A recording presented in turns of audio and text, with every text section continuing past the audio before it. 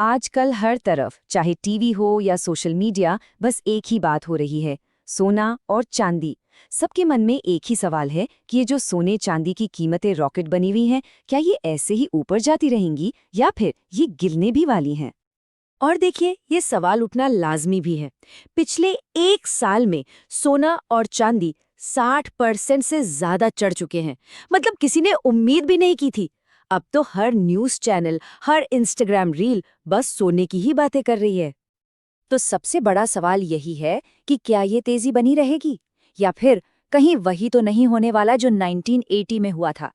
उस जमाने में भी सोने में ऐसी ही जबरदस्त तेजी आई थी, लेकिन उसका अंत एक बहुत बड़ी तबाही में हुआ था। जी हाँ, ठीक सुना, 88% का क्रैश।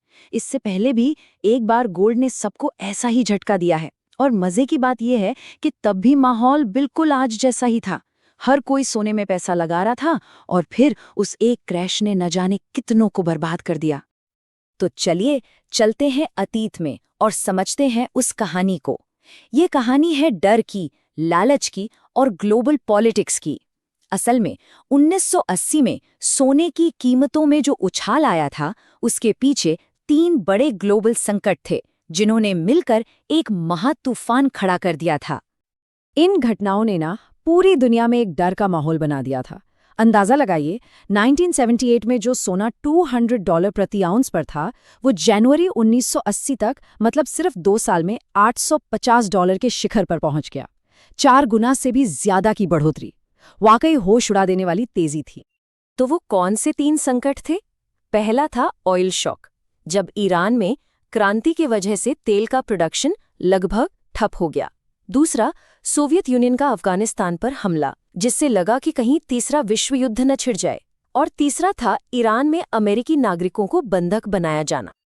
अब देखिए, जब भी ऐसे हालात बनते हैं, दुनिया भर के इन्वेस्टर्स का पहला रिएक्शन हमेशा एक ही होता है, भागो और सोना खरीदो। जब भी युद्ध या किसी बड़े संकट की आहट होती है, लोग अपनी दौलत बचाने के लिए सबसे सुरक्षित माने जाने वाले सेफ हेवन यानी सोने की तरफ दौड़ पड़ते हैं। उस वक्त तो जैसे एक पागलपन का माहौल बन गया था। हर किसी को बस एक ही चीज चाहिए थी, सोना, सोना और सिर्फ सोना। टीवी पर एक्सपर्ट्स चिल्ला चिल्ला कर कह रहे थे कि गोल्ड $1000 जाएगा, $2000 भी पार कर जाएगा। लोग अपनी जिंदगी भर की जमा पूंजी निकालकर सोना खरीद रहे थे।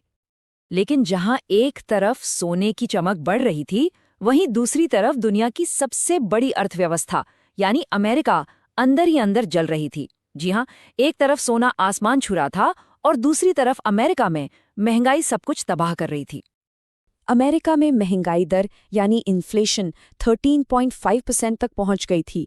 ये एक ऐसी खतरनाक स्थिति थी जहां अमेरिकी सेंट्रल बैंक, जिसे फेडरल रिजर्व कहते हैं, को कुछ बहुत बड़ा, बहुत ही चौंकाने वाला कदम उठाना ही था। और तभी इस कहानी में एंट्री होती है असली हीरो की या विलन की, ये तो देखने का नजरिया है। इनका नाम था पॉल वॉलकर, उस समय के फेडरल रिजर्व के चेयरमैन। लोग आज भी उन्हें इन्फ्लेशन का हत्यारा कहते हैं, और उन्होंने एक ऐसा कदम उठाया जिसकी किसी ने सपने में भी कल्पना नहीं की थी। उन्होंने ब्याज दरों को 11% से उठाकर सीधा 20% कर दिया। इसे ही इतिहास में वॉल्कर शॉक के नाम से जाना जाता है। ये एक ऐसा झटका था जिसने पूरी दुनिया के बाजारों को हिलाकर रख दिया।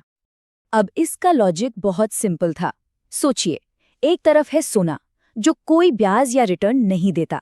उसमें पैसा तभी बनता है जब उसकी कीमत बढ़े। और दूसरी तरफ है बैंक और बॉन्ड्स, जो 20% का गारंटीड रिटर्न दे रहे थे। तो कोई भी समझदार निवेशक क्या चुनेगा? जाहिर है 20% का पक्का पकाया रिटर्न। बस इसी एक फैसले ने रातों रात सोने का सारा आकर्षण खत्म कर दिया। और वोल्कर शॉक के इसी फैसले के साथ शुरू हुआ सोने का वो ऐतिहासिक पतन। देखते ही देखते सोने के बाजार में एक जबरदस्त तबाही मच गई। जो निवेशक कल तक सोना खरीदने के लिए एक दूसरे से लड़ रहे थे, अब वही उसे बेचने के लिए भगदड़ मचा रहे थे। हर कोई बस किसी भी कीमत पर अपने सोने से छुटकारा पाना चाहता था। खरीदने वालों की होड़ अब बेचने वालों की भगदड़ में बदल चुकी थी। और गिरावट कितनी बड़ी थी? सोना अपने $850 के शिखर से 68% गिरकर सिर्फ $271 पर आ गया। बुलियन मार्केट यानी सोने चांदी के थोक बाजार में हाहाकार मच गया। कई डीलर्स दिवालिया हो गए और आम निवेशकों की जिंदगी भर की बचत मिट्टी में मिल गई। और ये कोई 1-2 महीने की गिरावट नहीं थी। वॉल्कर शॉक के बाद सोना अगले 20 सालों के लिए, जी हाँ, 20 सालों के लिए एक लंबे बियर मार्केट में चला गया। मतलब एक ऐसी लंबी मंदी जिसमें कीमतें सालों साल गिरती रहीं। 1980 से लेकर 2001 तक सोने में पैसा लगाने वालों को सिर्फ और सिर्फ नुकसान हुआ। तो इस पूरी कहानी से आज के निवेशकों को क्या सीखना चाहिए, ये समझना बहुत बहुत जरूरी है, क्योंकि इतिहास हमें हमेशा कुछ न कुछ सिखाता है। इस कहानी से आज के लिए 5 सीधे सबक मिलते हैं।